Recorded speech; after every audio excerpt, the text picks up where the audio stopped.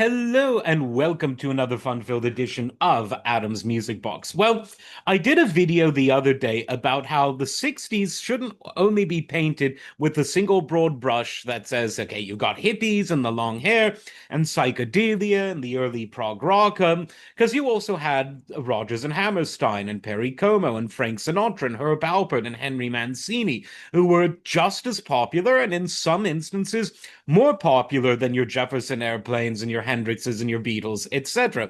And that got me thinking, well, what about the 80s?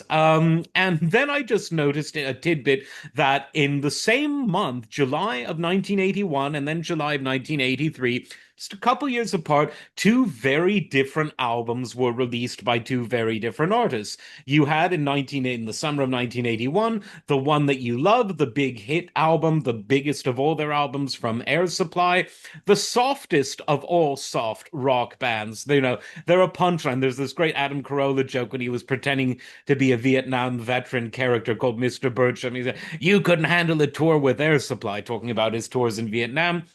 And then in July of 1983, Metallica's debut album Kill 'Em All came out. Very different styles of music.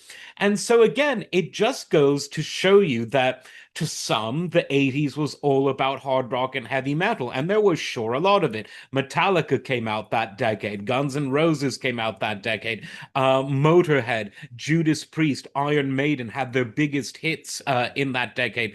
Ozzy had his solo career begin in that decade. Dio had his solo career begin in that decade. It was a decade dominated by hair metal as well. And so, but it was equally dominated by, guys wearing makeup who were bending genders, Boy George and people of the new romantic era. And you also had soft rockers, some inching their way up through the charts until the late 80s when rap just exploded. And so it just goes to show you that a decade will be remembered by the kind of cultural scene or musical scene in which you were personally immersed. If you're, let's say, a 40-year-old dentist who loves his nitrous and his ladies, Air Supply is probably how you'd remember it. If you were a young guy who wanted to, kick out the jam, so to speak, Metallica's debut album might have been a watershed moment.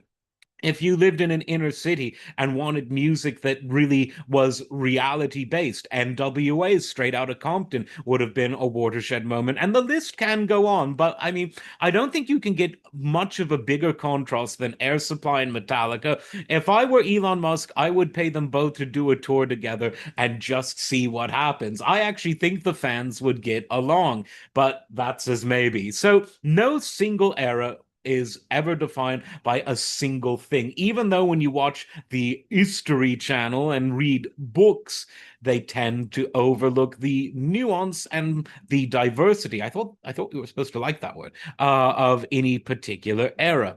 I did the 60s earlier this week. Now it's the 80s turn to suffer. As always, like, subscribe, and we will see you next time. Take care.